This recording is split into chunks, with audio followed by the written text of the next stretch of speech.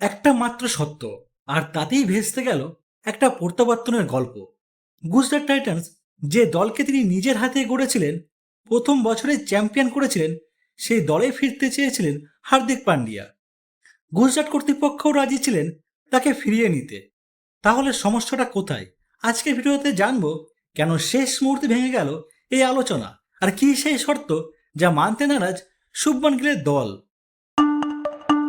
2022 সালে গুজরাট টাইটান্সের প্রথম মরশুমে অধিনায়ক হিসাবে দলকে চ্যাম্পিয়ন করেছিলেন হার্দিক পান্ডিয়া। পরের বছরও তার নেতৃত্বে ফাইনালে পৌঁছায় দল, কিন্তু তারপরই চমকে দেওয়ার মতো সিদ্ধান্ত। গুজরাট ছেড়ে মুম্বাই ইন্ডিয়ান্সে যোগ দেন তিনি। রোহিত শর্মাকে সরিয়ে অধিনায়কও হয়ে যান।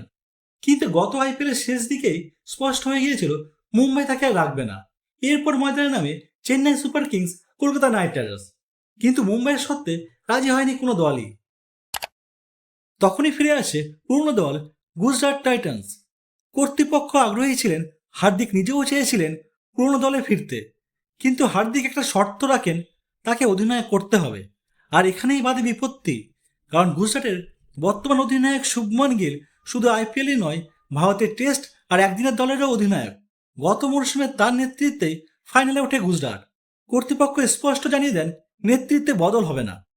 মজার বিষয় হলো, ব্যক্তিগতভাবে হার্দিককে নিয়ে কোনো আপত্তি ছিল না শুভমনের, কিন্তু নেতৃত্বের প্রশ্নে আপোষ করতে রাজি নন গুজরাট কর্তৃপক্ষ।